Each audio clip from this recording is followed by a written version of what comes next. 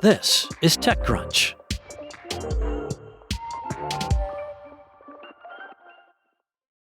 The Department of Homeland Security is said to be investigating a breach of its platform, which federal, state, and local governments and law enforcement use to share intelligence, with one senior lawmaker warning that the information spill could risk national security.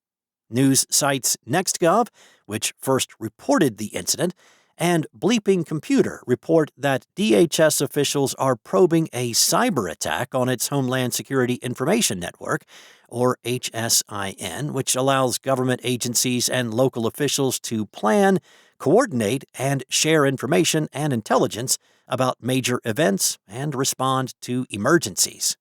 The hackers reportedly broke into HSIN servers during late May and early June, potentially exposing information shared using the platform. That is, per NextGov. Bleeping Computer quoted a DHS spokesperson as saying that the department is aware of a recent cyber incident involving a specific unclassified legacy information sharing environment. Now, it's unclear what data was stolen or how much was taken, and a spokesperson for Homeland Security did not respond to TechCrunch's request for comment about the incident. A previously reported security lapse during 2023 revealed that HSIN contained personal information shared among law enforcement related to the surveillance of Americans.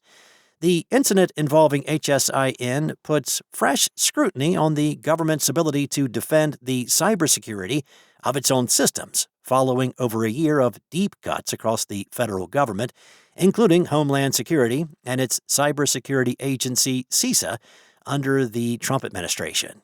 While the intelligence shared over HSIN is unclassified, the information is highly sensitive and its exposure risks national security, says Mark Warner, a Democratic senator representing Virginia, who also serves as the ranking member of the Senate Intelligence Committee.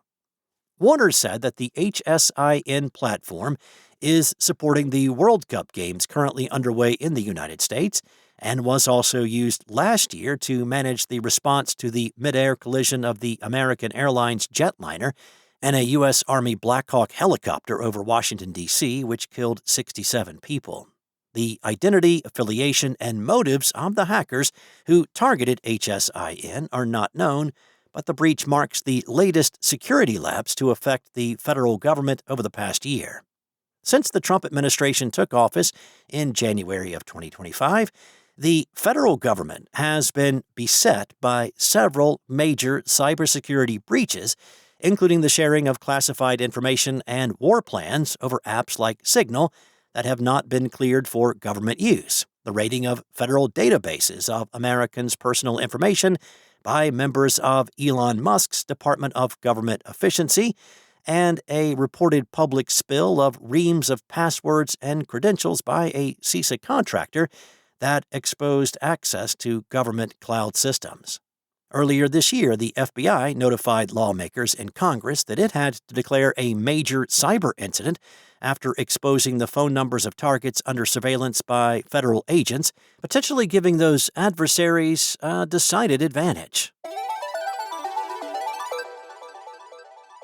On Thursday, Microsoft announced a new operating business called Microsoft Frontier Company, focused on delivering successful enterprise AI deployments with Microsoft's existing AI tools.